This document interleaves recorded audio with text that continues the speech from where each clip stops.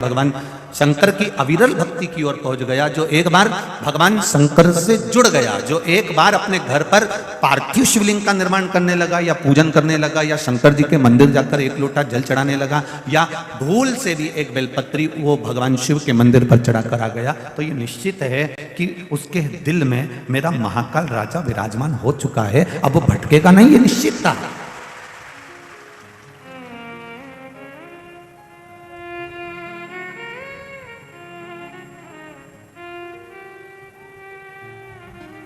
अविरल भक्ति जब आपके भीतर विराजमान हो गई तो फिर भटकना छूट गया। अपनी कीमत भी तो पहचानो कि हम कितने कीमती हैं। जितनी कीमत हीरे की नहीं है, जितनी कीमत सोने और चांदी की नहीं है, जितनी कीमत किसी प्रॉपर्टी की नहीं है, जितनी कीमत किसी मॉल की नहीं है, जितनी कीमत किसी जगह की नहीं है, उससे 1000 करोड़ों गुना कीमत तुम्हारी है, क्योंकि तुम में वो बल है कि ऐसे कई प्रॉपर्टियां तुम अपने बल पर खड़ी कर सकते। ऐसे कितने हीरे और कितने सोना चांदी, अंबानियां, प्लाट, मकान, मॉल एक अकेला व्यक्ति अपने बल पर खड़ा कर सकता है। वो चेतना, वो बल परमात्मा ने तुम्हें देकर भेजा।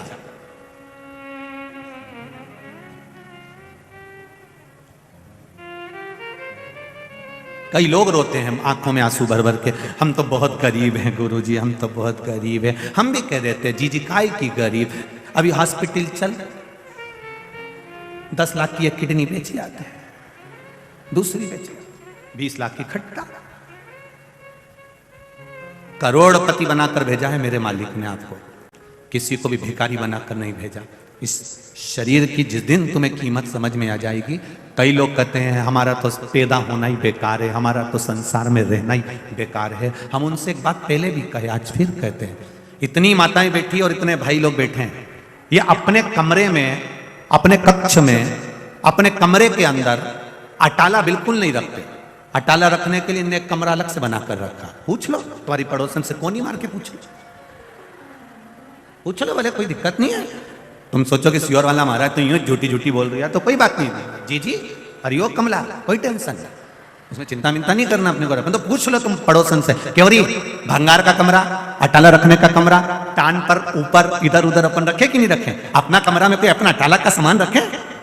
ऐसा कोई नहीं है जो अपने कमरे में अटाला सामान रखेगा, बेकार सामान रखेगा, फालतू का सामान रखेगा। सबने अपने कमरे में, अपनी अलमारी में, तुम साड़ी भी वही रखते हो जो तुम्हारी काम की है, नहीं तो तुम बाकी की जो बेकार वो तो पेटी में पटक देते। अटाला तो तुम तुम्हारे कमरे में रखते ही नहीं। जब तुम तुम्हारे कमरे में अटाला सामान नहीं रखते, कबाड़ा सामान नहीं रखते, बेकार सामान नहीं रखते, तो मेरा महाकाल राजा अपनी पृथ्वी पर अटाला को क्यों रखेगा? वैकुंठ भगवान विष्णु का है, ब्रह्मलोक ब्रह्मदेव का है, इंद्रलोक इंद्रदेव का है, पर मृत्यु लोक तो मेरे महादेव का है। ये उसका घर है, उसका कमरा है। पृथ्वी पर भगवान उसी को पैदा करता है, उसी को जन्म देता है जिसको भगवान जानता है कि यह जन्म लेकर कुछ अच्छा कर सकता है, इसमें वो बल है, इसमें वो ताकत है कि ये संसार का उद्धार कर सकता है, उसको पैदा करता है। नहीं तो करता ही नहीं। वो तो कई माताओं के गर्भ में 4 महीने का, 6 महीने का, 8 महीने का, 15 महीने का, देखो बच्चा शांत हो जाए, 6 महीना 9 महीने का बच्चा हुआ शांत हो गया, कई पैदा होकर शांत हो जाए, कई 2 महीने का शांत हो जाए। मां रोती है, बिलखती है, मेरा 2 महीने का बच्चा चले गया, मेरा 6 महीने का चले गया, मेरा 4 महीने का चले गया। पर भगवान से कोई पूछे इसका 4 महीने का क्यों गया, इसका 6 महीने का क्यों गया, इसका 3 महीने का क्यों गया? पार्वती जी शिव जी से पूछ ले कि तुमने इसके बच्चे को क्यों गिरवा दिया, ये बच्चा तो इसका पूरा होना था, 9 महीने का होना था, फिर इसको 8 महीने में, 7 महीने में, 6 महीने में क्यों समाप्त कर दिया? शंकर भगवान बोले मुझे अपने घर में अटाला नहीं रखना, जो काम का होगा उसी को मैं रखूंगा, जो काम का नहीं है उसको मैं नहीं रखूंगा।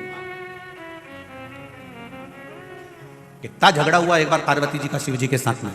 शाम का समय था, पार्वती जी भगवान शंकर जी के साथ में घूमने निकली थी। भ्रमण करते करते माता पार्वती जी ने एक बच्चे को देखा जिसके हाथ विकलांग थे, हाथों से विकलांग था। सारे बच्चे नदी में कूद कूद कर नहा रहे थे, तालाब में कूद कूद कर नहा रहे थे, ये बेचारा घाट पर बैठा हुआ, हाथ विकलांग थे, तो ये बेचारा देख रहा था। पार्वती जी को दया आ गई। पार्वती जी ने कहा भोलेनाथ ये बेचारे के हाथ आप देख क्यों नहीं देते? कितना दुखी हो रहा है, इतना सा बच्चा और कितना दुखी हो रहा है। शिव जी बोले नहीं पार्वती, ब्रह्मा जी ने लिखा है इसके भाग्य में पूर्व का अगर कोई कर्म होगा उसके कारण बस इसको तकलीफ भोगना पड़ रही है, तो मैं हाथ नहीं दे सकता। पार्वती जी आई कैलाश पर, उन्होंने भोजन करना बंद कर दिया। शंकर भगवान ने कहा पार्वती कुछ भोजन करो। नहीं, जब तक उस बच्चे के हाथ नहीं आ जाते तब तक मैं भोजन नहीं करूं। शंकर जी बोले पार्वती थोड़ा समझो, किसी कारण बस देना होता तो मैं खुद दुख काट देता, मैं दे देता, परंतु नहीं। पार्वती जी बोली मेरे कहने पे देना पड़ेगा। शिव जी ने कहा ठीक है। शंकर भगवान ने तथास्तु करा, उसके दोनों हाथ अच्छे कर दिए। दूसरे दिन वो नदी में नहाने गया, तालाब में नहाने गया।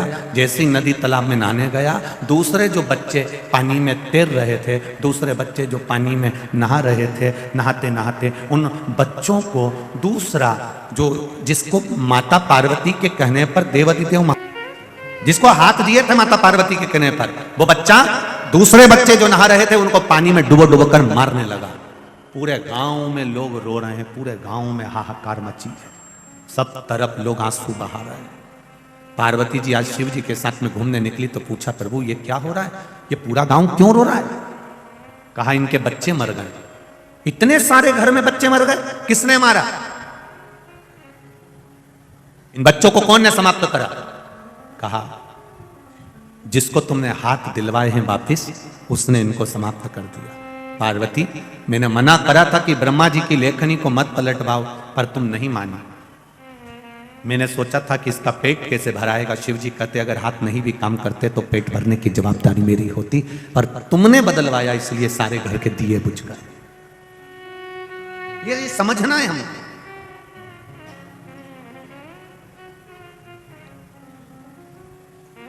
आप कितने कीमत वाले हो, आप कितने कीमती हो, अपने आप की कीमत समझना। आप जरा जरा सी बात में ये मत कहना कि मैं मर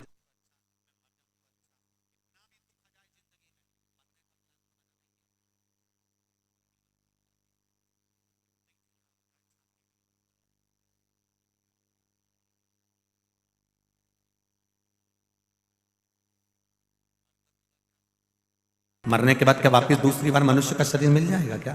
नहीं। ये मानव का जो शरीर मिला इसकी कीमत समझो, और जिस दिन इसकी कीमत तुम्हें समझ में आ गई, जिस दिन इसकी कीमत तुम्हारे जीवन में समझ में आ गई, फिर आपको जीवन में कभी दुख नहीं होगा।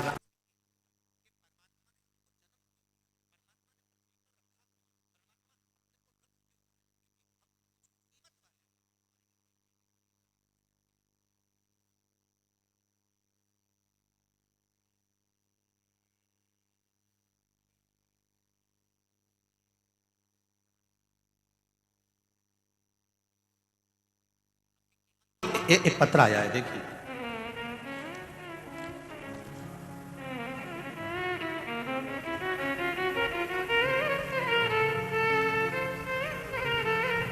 संगीता शांताराम खराड़े, महाराष्ट्र, चुन्नर तालुका गांव। मोबाइल नंबर ये है। आप कौन हैं? हाथ हिलाइएगा जो आई हो। आप ही हैं? दोनों हाथ हिला दो। भोले बाबा की महिमा का क्या बखान करूं मैं गुरुजी। मेरे कैंसर जैसी भयानक बीमारी को ठीक कर दिया है बाबा ने। बाबा के पंडाल में बाबा को धोख लगाने के लिए आई हूं। बाबा आपने कहा था कि शंकर की शिव महापुराण में जाकर उसने अगर कैंसर की गठान हो गई थी जो 5 साल से थी, जिसका पता 2021 में चला, जो कि सीटी स्कैन कराई तो डॉक्टर ने बोला यह 3rd स्टेज पर पहुंच गई है। इंद्राणी अस्पताल में दिखाया था, तब हमने डॉक्टर के कहे अनुसार 28 रेडिएशन कराए और 3 रेडिएशन पूना में हुए, 5 किए। इस बीच मुझे कोरोना भी हो गया। फिर हमने डॉक्टर को दिखाया तो 40 दिन के बाद फिर सीटी स्कैन हुआ। डॉक्टर ने बोला कि कैंसर पूरे शरीर में फैल गया है, और पूरे शरीर में कैंसर फैल गया है और शरीर के सब अंग खराब हो गए हैं। इस सब का अब कोई इलाज नहीं है, खर्चा भी बहुत हो जाएगा 4-5 लाख का, बचना तो निश्चित नहीं है। डॉक्टर ने बोला ये कुछ समय के मेहमान हैं, और मैंने खाना पीना चलना फिरना सब कुछ छूट गया और मैं पूरी तरह से पलंग पर बेड रेस्ट हो गई, पड़ी रहती थी दिन रात। गुरुदेव फिर एक दिन मेरे व्हाट्सएप पर किसी का मैसेज आया कि प्रदीप मिश्रा जी की शिव पुराण सुनो। मेरे घर वालों ने उसी दिन कथा सुनाई, मैं बहुत रोई, भगवान शिव से प्रार्थना करने लगी।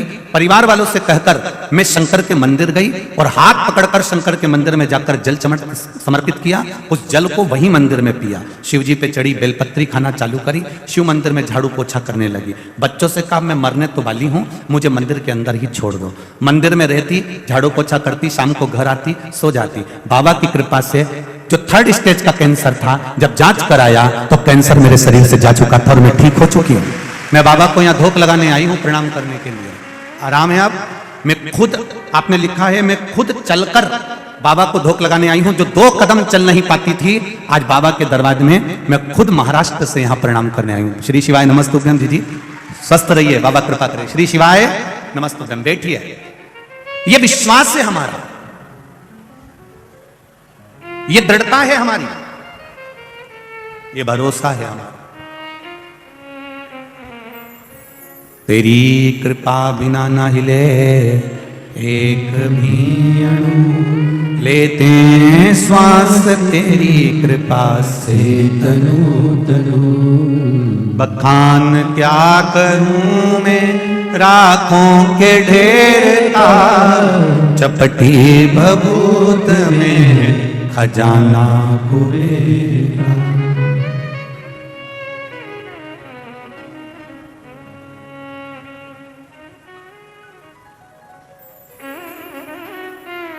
कोई ने एक मैसेज में लिखा,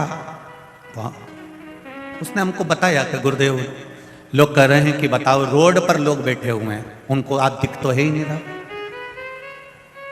लोग अपने अपने घर से बिछाने की दरी चादर तक लेकर आए हैं, आराम से बैठकर कथा सुन रहे हैं रोड पर।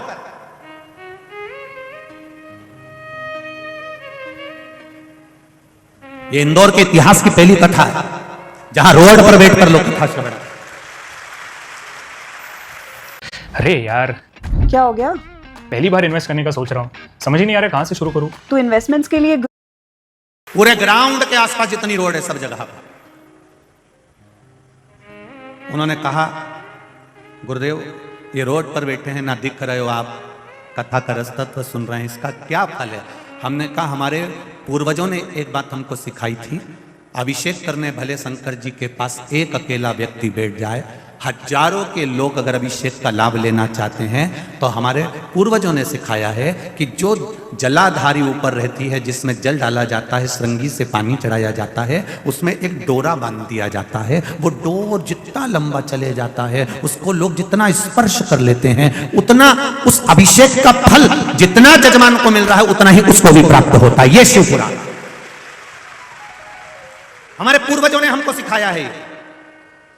कल कथा में था, बेलपत्री का मात्र स्पर्श ही हमको सुख दे गया। बेलपत्री का केवल स्पर्श। तो जितने लोग रोड पर बैठकर कथा सुन रहे हैं, ये मत सोचना कि हमें दिख नहीं रहे हो, हमें पोथी का दर्शन नहीं हो रहा, तुम चिंता ना करो। आप शिव महापुराण का जो अभिषेक चल रहा है, शिव महापुराण की जो 3 घंटे की कथा चल रही है, उसकी डोरी आपके हाथ में है, आपको उसका फल जरूर मिलेगा। ये निश्चितता।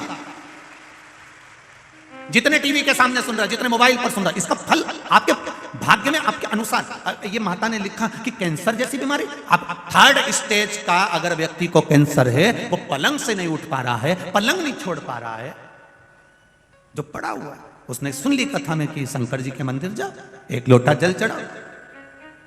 ना ये सियोर वाले से कभी मिली, ना सियोर वाला इनसे मिला, क्योंकि इतने लोग आते हैं, किस किस से मिलोगे, कहां मिलना।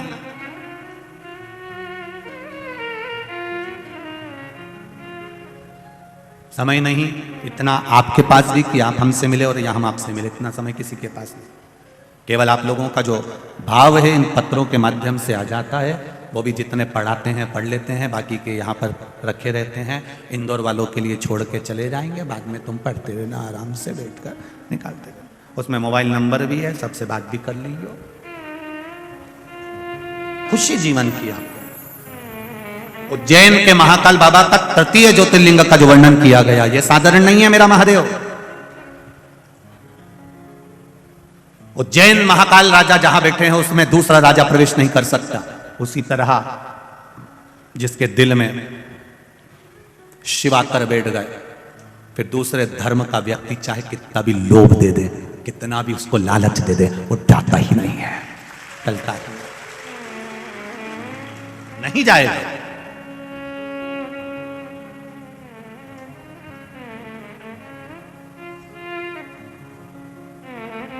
पीने वाले व्यक्ति को कितना भी समझा लो, वो शाम के समय चकमा देकर मैं खाने पहुंच ही जाता है। जिसके भीतर शिव महापुराण की कथा का रस नशा एक बार हो जाता है, वो ये नहीं देखता कि अंदर बैठकर कथा सुन रहा हूं कि बाहर बैठकर, उसको तो केवल अपनी मस्ती में कथा का लाभ ले रहा है, उसको मतलब नहीं है।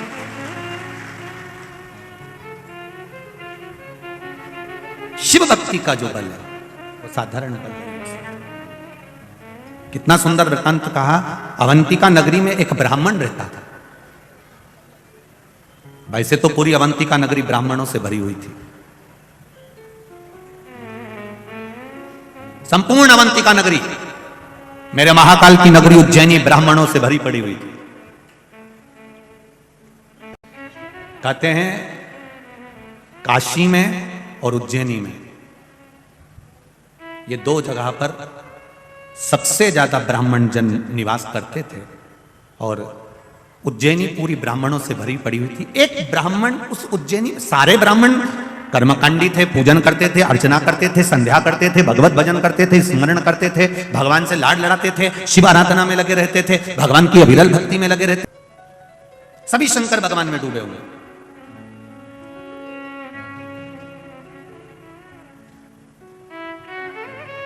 पहले था क्या?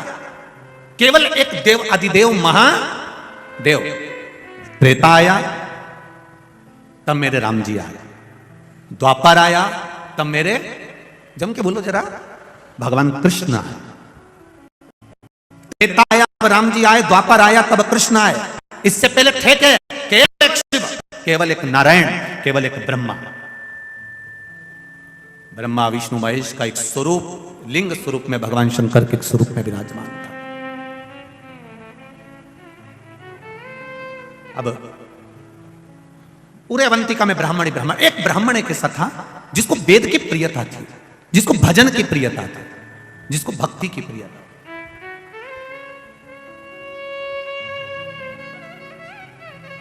महाराज, उस ब्राह्मण का नाम था वेद प्रिय, बड़ा विद्वान, सारे ब्राह्मणों के साथ में रहना, सब ब्राह्मणों के साथ में मिलकर भगवत भजन करना, सब ब्राह्मणों के साथ में मिलकर भगवान शंकर की भक्ति करना। अब शिव की भक्ति में दिन रात डूबा रहता था, दिन रात। उसी समय पर रत्नमाल पर्वत पर एक राक्षस हुआ जिसका नाम दूषण है। क्या नाम था? दूषण नाम का राक्षस। ये अवंतिका से 2 योजन की दूरी पर रहता था। जिस पर्वत का नाम था रत्नमाल पर्वत, उस रत्नमाल पर्वत के ऊपर दूषण नाम का राक्षस रहता था।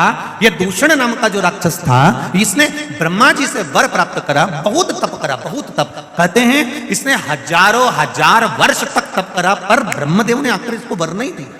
ये परेशान हो गया वर मांगने के लिए।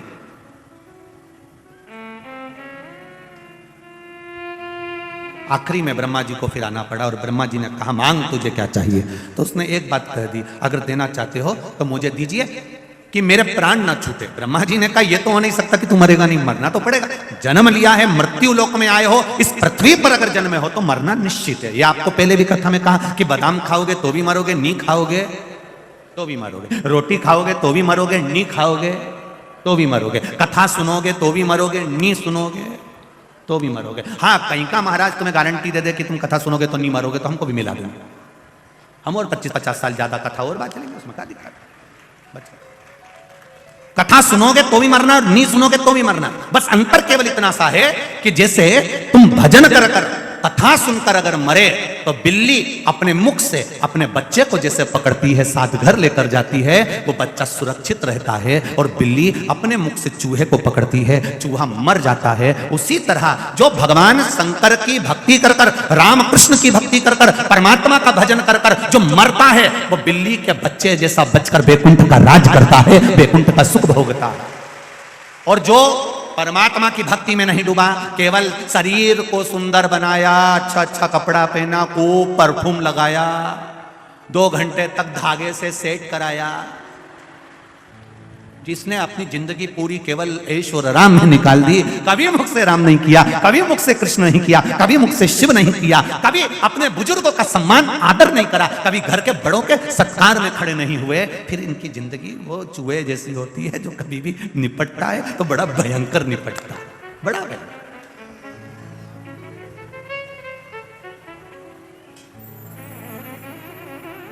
भक्ति के बल पर चले, भाव के बल। महाराज दूषण ने कहा मुझे मरना नहीं है, आप मुझे वर दीजिए ब्रह्मदेव। ब्रह्मा जी ने कहा ऐसा नहीं हो सकता कि तुम मरोगे नहीं, मरना निश्चित है, ये निश्चितता है, तुम्हें मरना तो पड़ेगा, पर मुझे दूसरा वर दे दो। क्या वर चाहिए? मान लो मेरे प्राण छूटे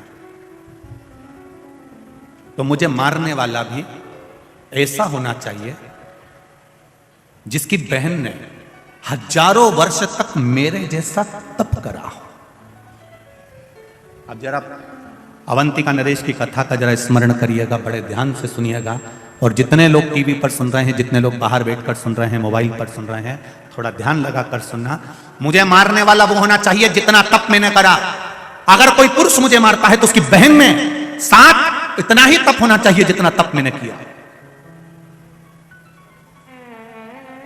और यदि मेरे प्राण छूटते हैं और मेरा रक्त भूमि पर गिरता है तो मैं रूप फिर बदल सकता हूं। ब्रह्मा जी ने कहा तुम्हारा रक्त अगर पृथ्वी पर 1000 जगह गिरा तो तुम तो 1000 रूप रख लोगे, कुछ थोड़े से रूप तुमको दे सकता हूं। तो दूषण नाम के राक्षस ने रत्नमाल पर्वत के ऊपर जो तप साधना में बैठा था वर मांगा, अगर मैंने मेरा रक्त 84 बूंद पृथ्वी पर गिरती है तो मैं 84 बार रूप रखकर लड़ सकता हूं, मुझे वर दो। ब्रह्मा जी ने कहा तथास्तु, पर एक बार सुन लो, अगर 84 ही रूप उस बहन के भाई ने धारण कर लिए और उसने तेरा संहार एक साथ कर दिया तो फिर तेरा अंत निश्चित है। मैं मानता हूं कि मेरा अंत हो जाएगा। अब इतना वर सोच समझ कर मांगा गया, इतना वर मांगा है। दूषण नाम का राक्षस तो आनंदित हो गया, उसने अवंतिका नगरी में प्रवेश कर गया। उसका सबसे बड़ी, वो कहते हैं ना, उसकी सबसे प्रिय चीज क्या थी, उसकी हॉबी क्या थी, तो कहा उसकी प्रियता, सबसे प्रियता यह थी कि ब्राह्मण के बच्चों को पकड़कर उनका रक्त निचोड़कर पीता था और बच्चों को जमीन में छोड़ देता था।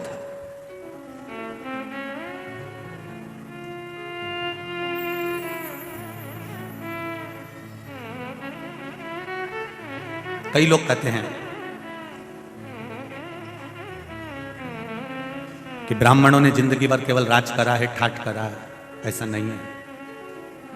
पूरी पृथ्वी के जितने मंदिर हैं, देवालय हैं, जितने पूजा स्थल हैं, जितने सरोवर, जितने कुंड, जितनी नदियां, जितने तालाब, जितनी बावड़ियां हैं, इन जगह पर जाकर आप इतिहास पढ़ेंगे और सुनेंगे तो आपको मिलेगा सबसे प्रथम में बलिदान देने के लिए भी ब्राह्मण ही खड़ा होता था।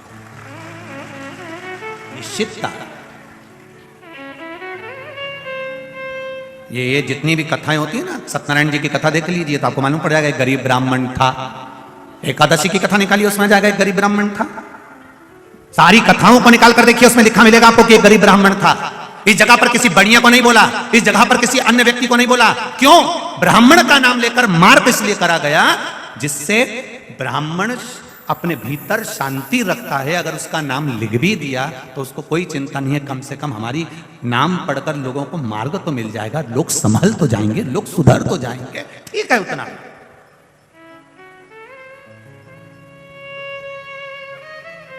उसने किसी से ऑब्जेक्शन नहीं करा कि हमारा नाम यहां पर क्यों लिखा, सत्यनारायण जी की कथा में हमारा नाम क्यों आया, गरीब ब्राह्मण का नाम क्यों आया, हमारा नाम क्यों आया। उससे कथा देवराज नाम का ब्राह्मण, शिव महापुराण, बिंदुक नाम का ब्राह्मण, शिव महापुराण, आत्मदेव नाम का ब्राह्मण, श्रीमद् भागवत कथा, देव नाम का ब्राह्मण, विष्णु पुराण।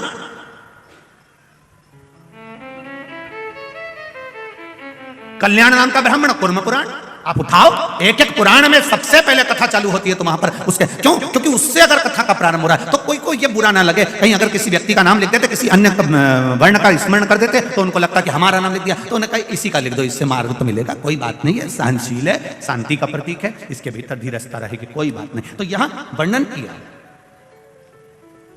वेद प्रिय नाम का ब्राह्मण और इस दूषण नाम का राक्षस रत्नमाल पर्वत से नीचे आया, नीचे आकर अवंतिका में प्रवेश कर गया। अवंतिका में प्रवेश करते करते उसने तुरंत ब्राह्मण के बच्चों को रूप धर कर जाता था ब्राह्मण के घर में, खूब बड़ा शास्त्री बनकर जाता था और ब्राह्मण के बच्चों को कहता था कि मैं तुमको विद्या दूंगा, आपके बच्चों को मेरे साथ में लगाइए। और सारे ब्राह्मणों के घरों में रोज का हाहाकार मचा होता था, रोज रोते थे, रोज आंसू ढलते थे, प्रतिदिन शव निकलते थे, बिलखते लोग।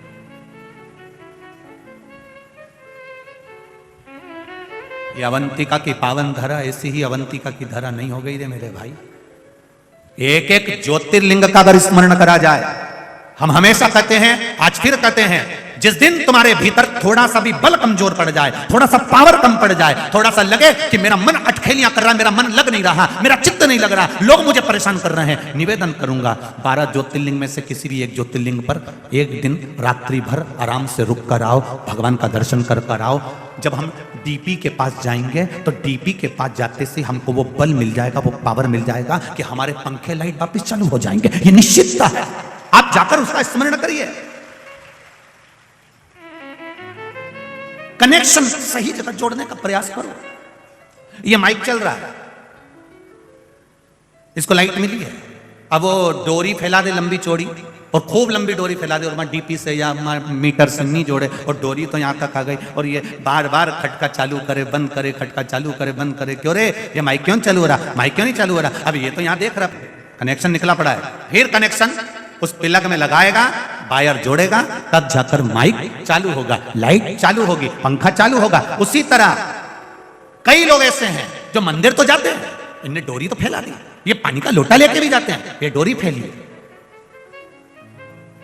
कई लोग मंदिर जाते हैं, कई लोग कथा में जाते हैं, कई लोग जाते हैं, ये जितने भी लोग कथा में आते हैं या जितने लोग भी मंदिर जाते हैं, समझ लेना इन्हें डोरी तो खूब लंबी फैलाई है। रोज मंदिर जाती हूँ, मुझे 4 महीना हो गया, कोई के मुझे 6 महीना हो गया, कोई के महाराज की कथा सुनते सुनते हमारे तो 2 साल हो गया। इन्हें डोरी तो खूब लंबी फैलाई, खूब लंबी फैलाई, पर अभी तक इन्हें प्लग में नहीं जोड़ी है, इसलिए इनके खटके चालू नहीं हो। ये अगर दिल से एक बार शंकर की हो जाती, प्लग से जुड़ जाता, तो फिर खटके चालू हो जाते, फिर कनेक्शन से जोड़ी नहीं पा। अब रोज घर आकर कहती है मैंने मंदिर में जल चढ़ाया था, भोलेनाथ जी ने नहीं सुना। अब तू खटका तो दबा रही है पर कनेक्शन सही नहीं जोड़ के आई। तू वहां गई तो थी मंदिर, पर जितनी भी माताएं बैठी थी ना, तू गई मंदिर, उनकी थाली देखती रही, उनका मुंडा देखती रही, उनका कपड़ा देखती रही, कहीं इधर टच कर, कहीं इधर टच कर, कहीं इसको कुछ बोल, कहीं उसको कुछ बोल, कहीं मंदिर की सुंदरता देखे, कहीं कचरा पड़ा हुआ देखे। पंडित जी तुम कई कर रहे थे, तुमसे सफाई नहीं बनी, पंडित जी तुमने ऐसा कर दिया, तुमने प्रसाद नहीं दिया। तुम वहां गई तो सही, पर कनेक्शन जहां जोड़ना था वहां नहीं जोड़ पाई, इन्हें दुनिया में जोड़ के आ गई। और अब के हमारे एक लोटा जल चढ़ाता चढ़ाता 6 महीना हो गया, भगवान ने हमारी सुनी नहीं। पिलक तो सही लगा दीजिए जी, सही कनेक्शन कर लेती तो लाइट चालू, पंखा चालू, माइक चालू, तो कनेक्शन नहीं जोड़ पाई। जा जरूर रही है, डोरी तो बहुत लंबी फैलाई तूने, मना नहीं, कनेक्शन जोड़ना पड़ेगा।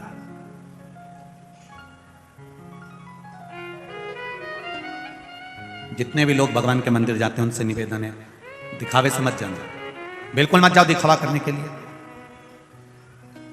और कथा में भी भीड़ बढ़ाने के लिए बिल्कुल मत जाओ।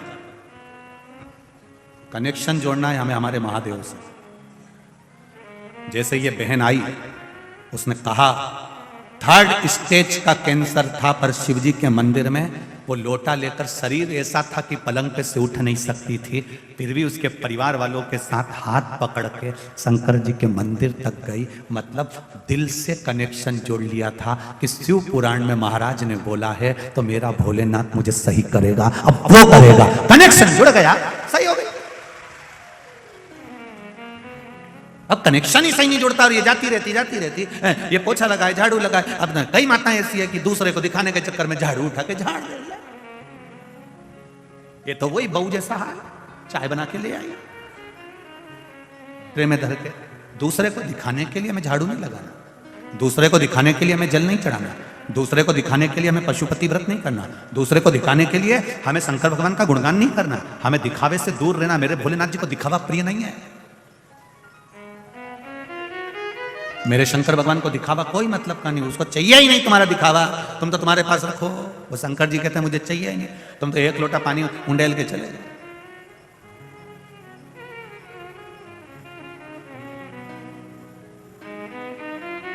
मेरे राम जी महाराज अपने मंदिर में बैठते हैं, दिन भर में एक बार तैयार होते हैं। मेरे कन्हैया मंदिर में बैठते हैं, दिन भर में एक बार तैयार होते हैं। मेरे भगवान विष्णु मंदिर में बैठते हैं, दिन भर में एक बार तैयार होते हैं।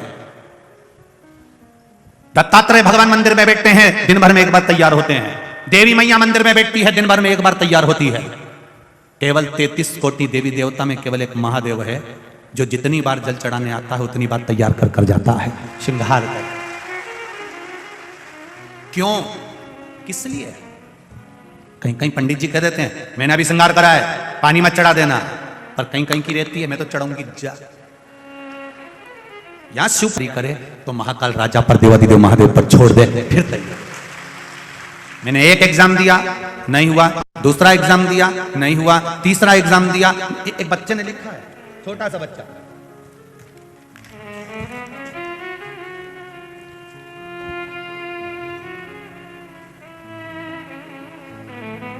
आयुष सुनेरे मेरा नाम है। आयुष कहीं बैठे हो बेटा? आप ही हो? श्री शिवाय नमस्तुभ्यम, हर हर महादेव। दोनों हाथ हिला दो एक बार।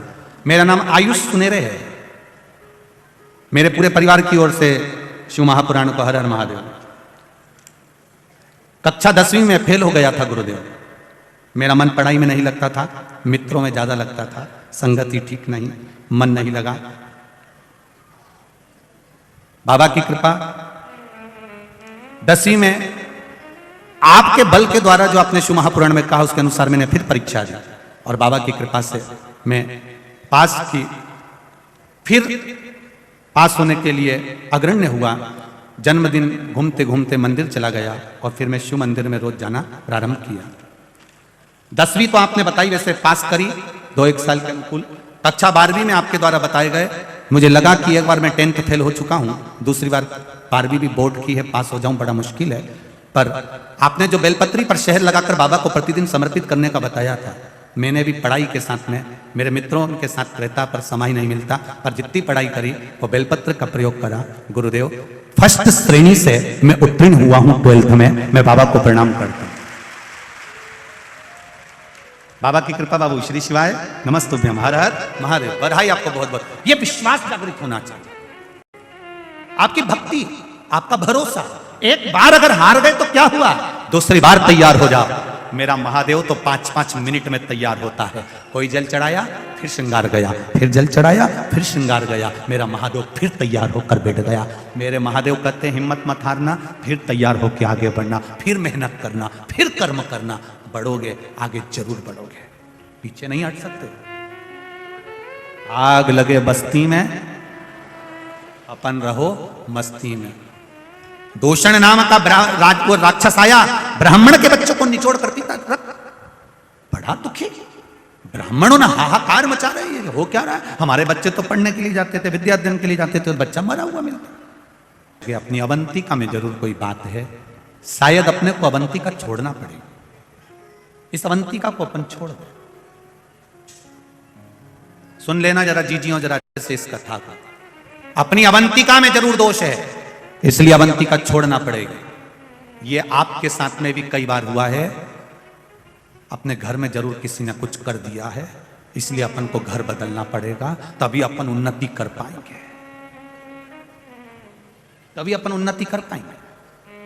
वास्तुशास्त्री को बुलाया, वास्तु दिखाया।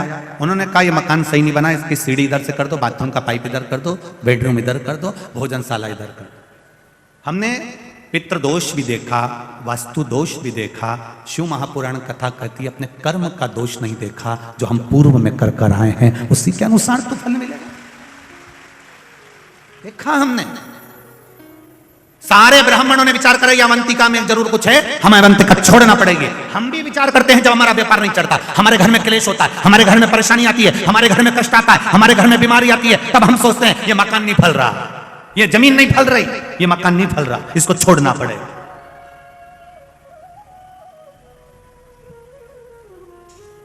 ये दुकान नहीं फल रही, दुकान छोड़ना पड़ेगा।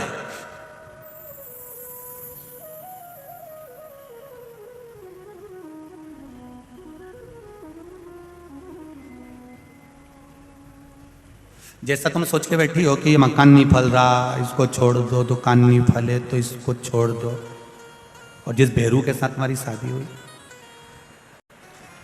और जिस जगदम्बा के साथ तुम्हारा ब्याह हुआ और वो नहीं फले तो ठीक है छोड़।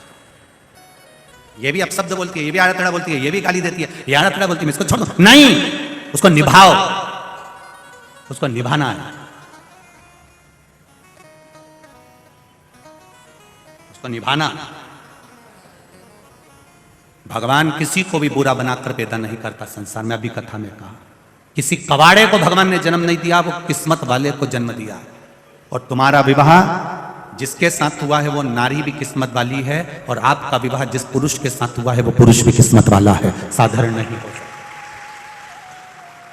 ये दुनिया में दोष है जो आपको दोष बता देते हैं कि ये इसके कदम पड़े तब से ऐसा हो गया। कई माताएं कह देती है इसका पांव पड़ा जब से हम बर्बाद हो गए, इसका चरण पड़ा जब से ऐसा हो गया। नहीं नहीं नहीं नहीं नहीं, किसी के कदम से कोई बर्बाद नहीं होता, ये अपने कर्म से बर्बाद होता है।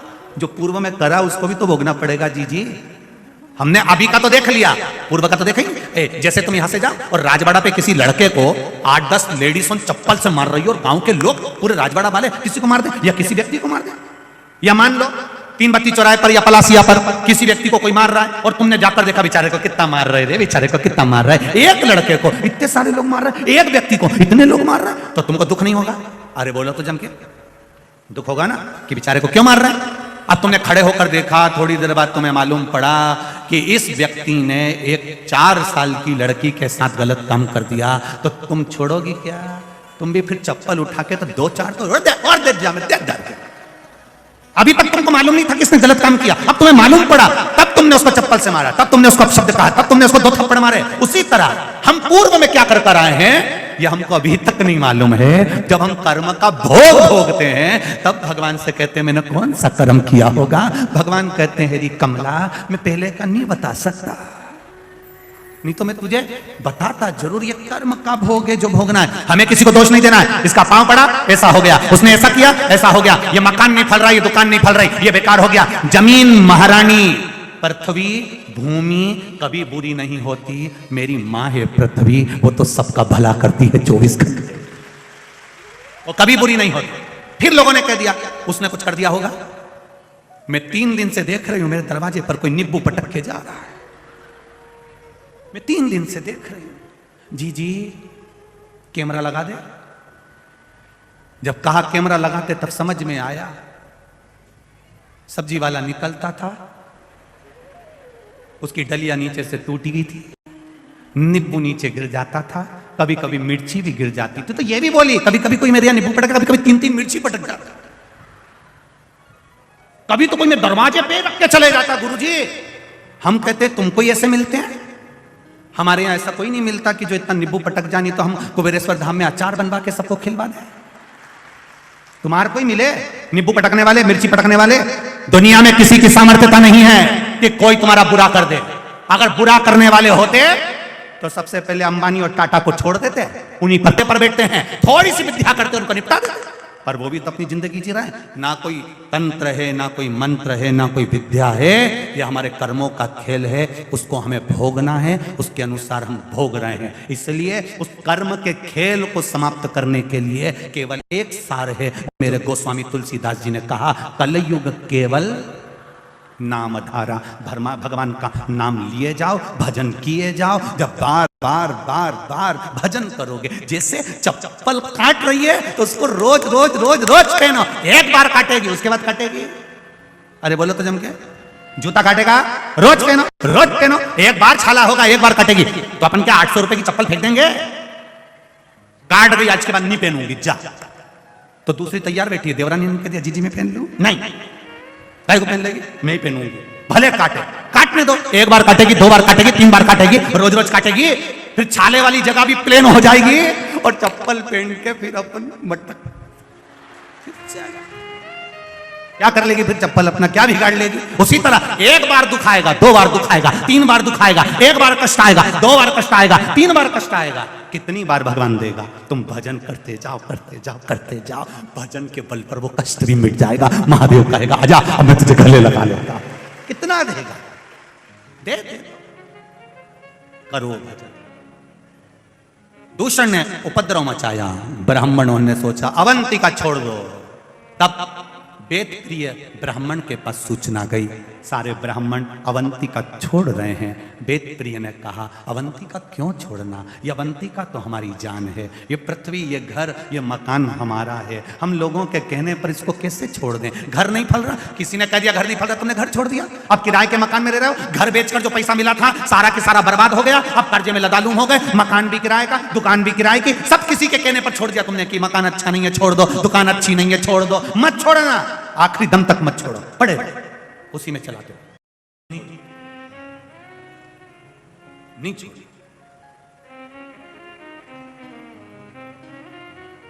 संगी छूटे, साथी छूटे, छूटे जग सारा, पर एक नहीं छूटे वो महाकाल हमारा। सब छूटे, छूटने दो, आपको उसमें भय व्यक्त नहीं होना चाहिए, होगा देखा जाएगा, जो होगा देखेंगे, उसमें क्या दिक्कत है? उसमें क्या दिक्कत? वेद प्रिय ब्राह्मण ने कहा अवंतिका नहीं छोड़ना चाहिए, जरा सा कष्ट आए और अवंतिका छोड़ दो, ये कहां का तरीका है? अवंतिका नहीं छोड़ना। क्या करना चाहिए? भगवान शिव की आराधना करना चाहिए, शंकर भगवान की आराधना करो।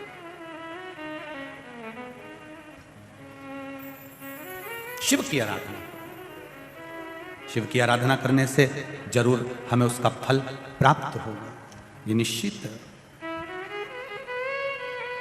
और जब हमें उसका फल मिलेगा और उसका आनंद हमको अवश्य प्राप्त होगा, ये निश्चित। करो आप शिव की आराधना। कहा भगवान शंकर की आराधना करना तो हम तो पहले से कर रहे हैं। ब्राह्मण बोले रोज भगवान का आराधना करते, रोज पूजन करते, रोज अभिषेक करते, रोज अर्चना करते, फिर करो। वेद प्रिय ने अपने पुत्र को बुलाया, बेटा जाओ। वेद प्रिय ने कहा पुत्र आप जाओ और जाकर जरा मिट्टी लेकर आओ, पार्थिव शिवलिंग का निर्माण करेंगे। थोड़ा मिट्टी लाइए, पार्थिव शिवलिंग बनाना है। जाओ, चलिए।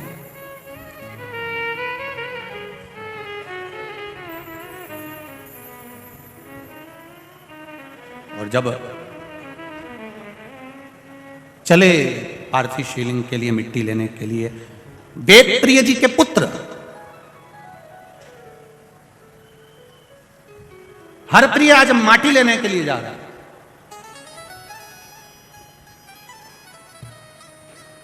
अवंतिका की मिट्टी उठाकर लाया, बाहर गया, मिट्टी लेकर आया। पिता ने कहा पुत्र ये तुम कहां की मिट्टी लेकर आए हो? पुत्र ये मिट्टी कहां की है? क्यों पिताजी हुआ क्या? इस मिट्टी में क्या है ऐसा? पुत्र ये पूरी की पूरी मिट्टी लाल हो रही है, ये पूरी की पूरी मिट्टी लाल है, पूरी की पूरी मिट्टी लाल हो रही है। ये कहां की मिट्टी है? कहां से मिट्टी लाया? कहा पिताजी आपने कहा था कि अवंतिका की मिट्टी, बाहर जाओ और मिट्टी लेकर आओ। मैं तो मिट्टी लेकर आ गया। ये मिट्टी मुझे नहीं मालूम लाल काय से हो रही है। इतने में पास में बैठा हुआ एक ब्राह्मण कहता है वेद प्रिय जी अभी आपको कहा था कि ब्राह्मणों के बच्चों के रक्त गिर रहे हैं, पूरी पृथ्वी लाल हो जा रही है, अवंतिका लाल हो जा रही है, जरूर इस पे भी रक्त गिरा होगा। उन्होंने वेद प्रिय ने हर प्रिय को कहा हर प्रिय इस मिट्टी को वापिस बाहर फेंक दो, श्रेष्ठ जगह की मिट्टी लेकर आओ, जो अच्छी मिट्टी हो वो लेकर आओ।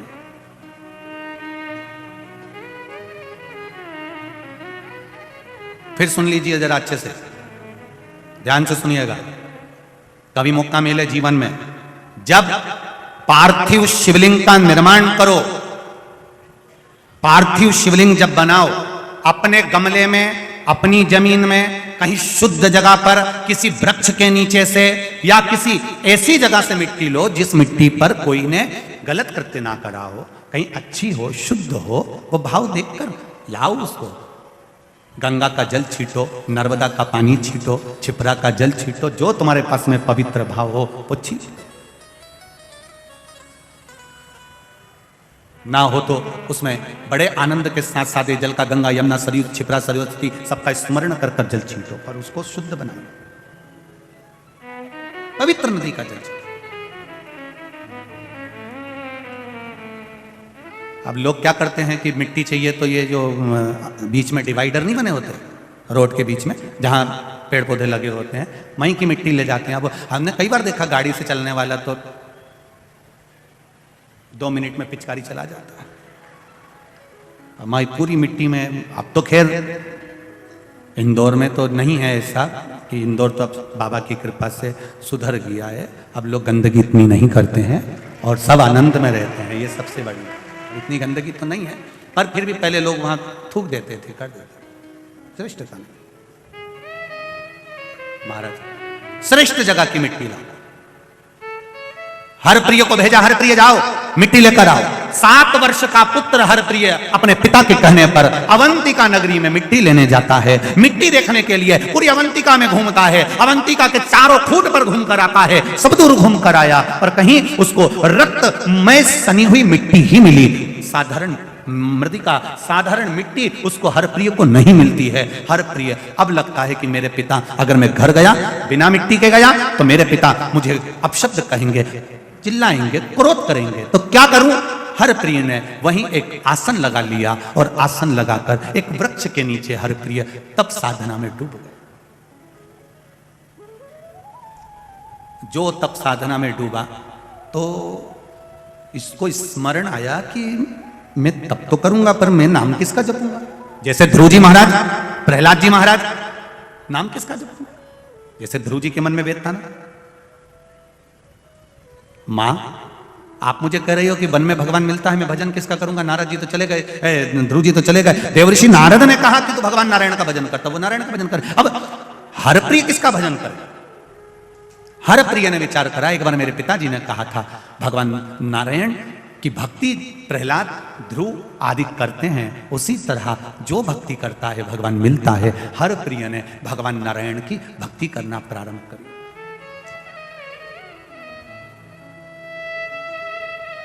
ऐसी भक्ति हरप्रिय ने करी कि वैकुंठ लोक हिलने लगा। भगवान विष्णु रूप बदल बदल कर आते और हरप्रिय के पास में आकर खड़े हो जाते। हरप्रिय, हरप्रिय, हरप्रिय नेत्र नहीं खोलता।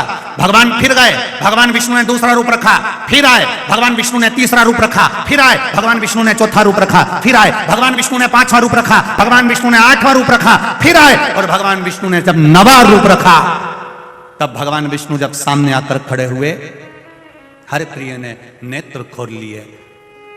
हरप्रिय बच्चा था, उसने आंख खोलकर हाथ जोड़कर कहा, प्रभु आप आए हो। आपसे पहले भी 8 बार किसी ने आवाज लगाई थी। भगवान विष्णु ने 8 नारायण को वहां खड़ा कर दिया और 9वें नारायण के रूप में भगवान वहां खड़े थे। भगवान विष्णु ने कहा, जाओ हरप्रिय, किस लिए तप करा है। मेरे पिता ने मिट्टी मंगवाई है। हरप्रिय, इस अवंतिका के 7 स्थान पर जाकर खड़े हो जाना और 7 स्थान में से तुम मुट्ठी भरकर जहां से मिट्टी लोगे वो मिट्टी पवित्र कहलाएगी। हरप्रिय जब पलट कर जाने लगा तो भगवान विष्णु से कहता है, नारायण आप चले जाओगे तो अवंतिका तो खाली हो जाएगी। आप मुझे दर्शन देने के लिए आए हो, ऐसे ही अवंतिका में आप 9 ही नारायण विराजमान क्यों नहीं हो जाते। भगवान 9 नारायण बनकर अवंतिका में विराजमान। 9 नारायण बनकर भगवान अवंतिका में विराजमान हो गए। भगवान विष्णु ने कहा, जाओ हरप्रिय, तुम 7 जगह से जहां मुट्ठी भरकर मिट्टी को उठा लोगे उस जगह की मिट्टी पवित्र हो जाएगी। 7 जगह पर हरिप्रिय ने मुट्ठी भरकर मिट्टी उठाना प्रारंभ करा। जहां से मुष्टिक भरता था हरिप्रिय, वहां सरोवर बन जाता था। आज भी उस जगह पर जहां से हरिप्रिय ने 7 जगह से मिट्टी को ग्रहण करा, वहां 7 सागर बन गए हैं। पूरे के पूरे अवंतिका नरेश की नगरी सप्त सागर बन गए। मुष्टिका में उठाई मट्टी को और मट्टी ले जाकर अपने पिता को दिया। पिताजी ने उस मिट्टी का पार्थिव शिवलिंग का निर्माण करा। पार्थिव शिवलिंग का निर्माण कर कर जब पूजन क्रम में बैठे, भगवान देवाधिदेव महादेव की आराधना करने के लिए बैठे। शिव की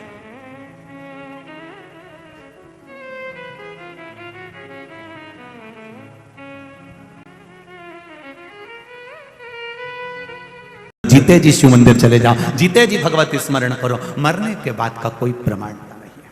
आप जीते जी करो। पहले जीजियों ने बहुत अच्छा एक भजन गाती थी, कभी प्यासे को पानी पिलाया नहीं, बाद अमृत पिलाने से क्या फायदा। आगे क्या है इसमें, कभी गिरते हुए को, हाँ, बाद में आंसू बहाने से क्या फायदा। मैं तो मंदिर गई, देवालय गई और पूजा करते करते मुझे ख्याल आ गया,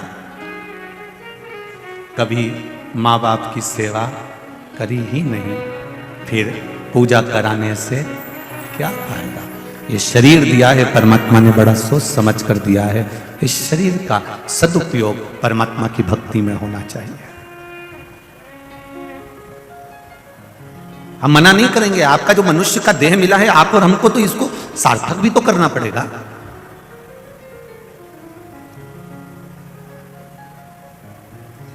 अगर ये मनुष्य का देह सार्थक नहीं हुआ, मानव का शरीर सार्थक नहीं हुआ, मानव का शरीर अगर सार्थकता की ओर नहीं गया तो जीवन बेकार। करो नौकरी, खूब दिल से करो, पर एक नौकरी मेरे परमात्मा की भी करिए, एक नौकरी मेरे भगवान की भी करिए। जब परमात्मा की नौकरी करोगे, और जो तुमने गवर्नमेंट की या प्राइवेट जो भी नौकरी करी है उसमें एक अंतर है। जो प्राइवेट नौकरी या सरकारी नौकरी या धंधा जो तुमने करा, वो सब अपने पत्नी, अपने बच्चों और अपने परिवार के लिए करा। जो दुकान पर बैठकर कमाते हो, क्या तुम पूरा की पूरा जो तुमने कमाया अपने ऊपर खर्च कर लेते हो? बोलो जरा, होता है ऐसा? नहीं। 10,000 रुपए कमाई करी तुमने दुकान पर बैठकर या नौकरी में, तो 10,000 तुमने अकेले अपने ऊपर खर्च नहीं करा। इतना बड़ा मकान तुमने बनाया, उस मकान में भी तुम्हारा खुद का रहना तो एक केवल जरा सा 6 फीट का, जो 8 फीट का जो पलंग होता है, उस पर कितना रात्रि विश्राम करा, सुबह उठे, स्नान करा और फिर दुकान चले गए। छोटी सी जिंदगी। जितना कमाया तुमने उतना परिवार के लिए कमाया, जितना कमाया आपने उतना बच्चों के लिए कमाया। पर जो दुकान पर, नौकरी में, सर्विस में, आपने व्यापार में जो कमाया वो पत्नी और बच्चों के लिए कमाया। पर ये शिव महापुराण के पंडाल में बैठकर, टीवी के सामने 3 घंटा बैठकर, मोबाइल हाथ में लेकर, यूट्यूब फेसबुक पर कथा सुनकर ये जो कमाई कर रहे हो, ये कमाई तुम्हारी बच्चों और पत्नी की, परिवार की नहीं, खुद की, अपनी स्वयं की कमाई है।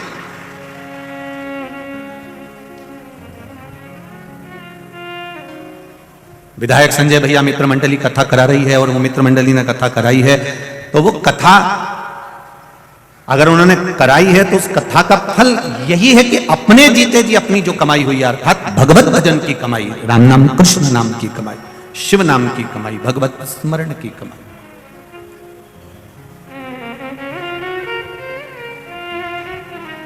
शुक्ला परिवार में भी अगर बहुत हुई होंगी तो भागवत बहुत हुई होंगी। नानी बाई का मायरा भी हुआ होगा, श्याम भजन भी हुआ होगा, राम भजन भी हुआ होगा, सुंदरकांड भी हुआ होगा, रामचरितमानस भी हुई होगी, गीता का स्मरण भी हुआ होगा, सब कुछ हुआ होगा।